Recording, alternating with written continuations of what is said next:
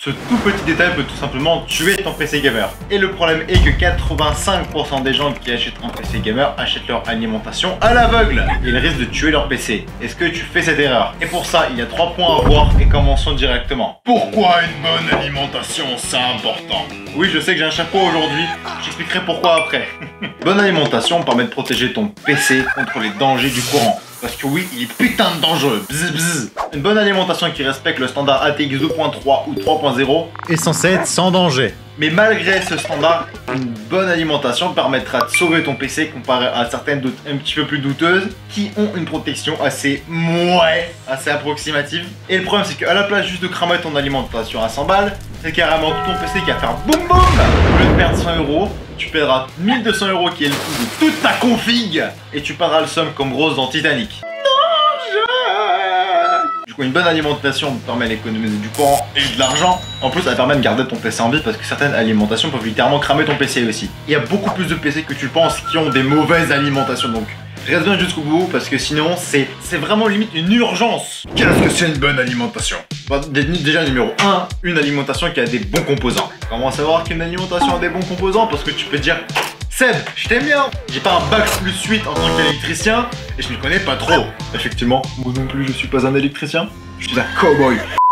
Tu vas assez vite savoir comment reconnaître une bonne alimentation. Car une bonne alimentation te garantira une bonne durabilité dans le temps, surtout. Tu veux prendre une voiture pour pas cher et tu pourras faire la course. Tu pourras rouler à 300 km/h, mais le problème c'est que tu vas rouler 300 mètres avant que ta roue elle se détache. Et tu peux essayer de freiner, mais malheureusement, ton frein il marchera plus. Et le seul truc qui va se passer, tu vas prendre un platane et tu vas faire des tonneaux. Pour ça, tu peux prendre une voiture un petit peu plus chère qui va elle marcher plus longtemps dans le temps. Et tu seras beaucoup plus content que Jean-Kévin qui a voulu économiser 5 centimes sur sa bagnole. Si seulement j'aurais pu se dépenser sérieusement. C'est pareil avec une alimentation.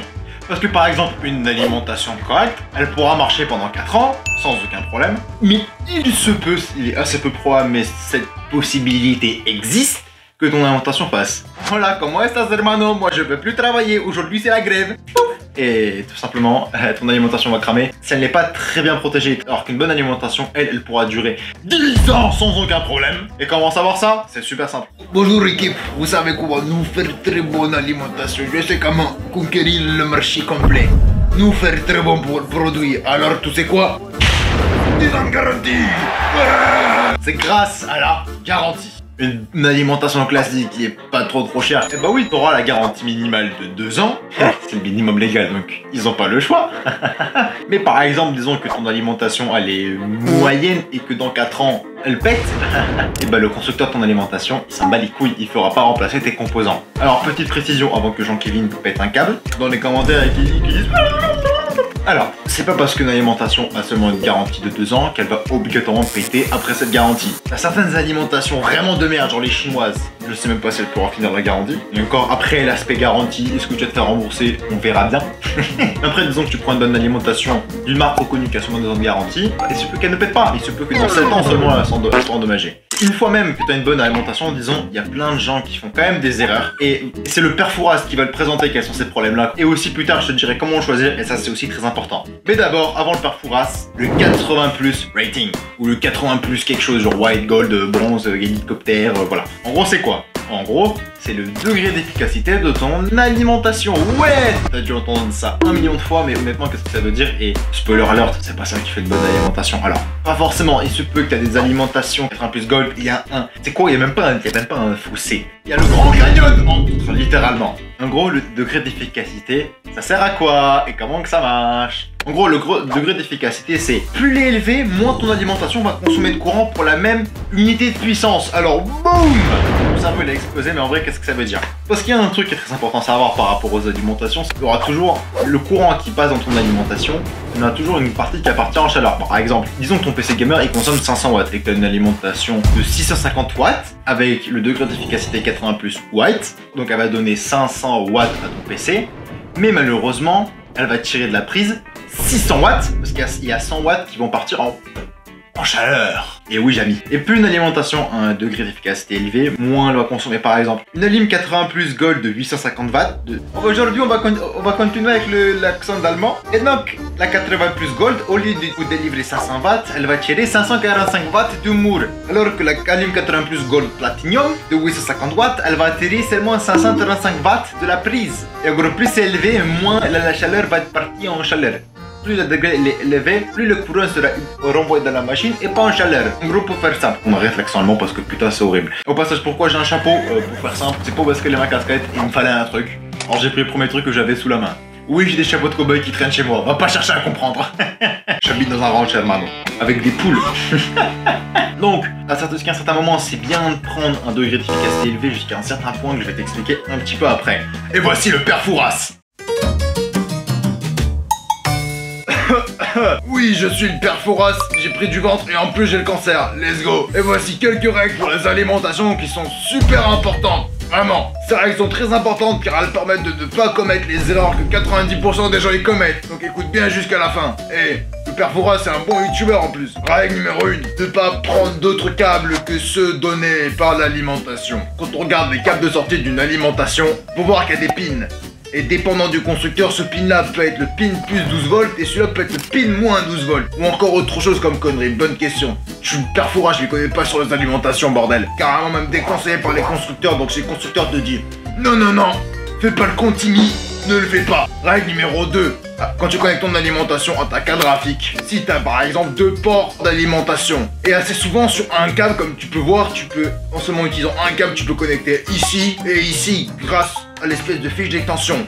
Ne fais surtout pas ça, parce que c'est super simple. Pourquoi? Un câble comme ça est normé pour tirer maximum 150 watts. Et quand tu connectes ça par exemple sur une 3070 qui consomme jusqu'à elle 290 watts, elle va peut-être tirer 225 watts depuis ce câble là. Et c'est pas bon. Donc ce que tu dois faire, tu dois connecter un câble et ensuite tu dois tirer un autre câble que tu dois connecter jusqu'à là pour que ce soit optimal et pour éviter de cramer quoi que ce soit. Et aussi règle numéro 3, il y a des grosses alimentations, des moyennes alimentations et des petites alimentations. Et il faut prendre la bonne taille, pas trop petite parce que ça va coûter beaucoup trop cher, et pas trop grosse parce que sinon ça ne rentrera pas. C'est ce que mes partenaires disent souvent. Comment choisir? Reste bien jusqu'au bout parce qu'il y a le père Fouras qui te regarde et si tu fais une bêtise, il va te taper. Donc reste bien jusqu'au bout. Pour choisir une bonne alimentation, déjà de base, combien de watts tu as besoin? Bon là je pense que ça prend pas grand chose. Pour faire simple, tu vas sur un calculateur par exemple Be Quiet et là honnêtement tu prends n'importe quel calculateur en général, ça passe crème. Et en général quand tu vois ce chiffre là, il faut que tu rajoutes entre 100 et 150 watts. Pourquoi? Parce que c'était pile à la limite. C'est que ça va beaucoup attirer sur ton alimentation, ça va plus la user, devant ta tête va plus tourner, et puis bon, bof, il vaut mieux prendre de la marge. Et alors, il y a deux choix. Soit tout simplement avec la nouvelle norme ATX 3.0, soit tes performances seront bridées de fou, tout simplement. Ou quand ta carafe n'utilise pas le standard ATX 3.0, ce qui va se passer, ton PC va tout simplement faire pouf. Non, il va pas exploser, il va juste s'éteindre.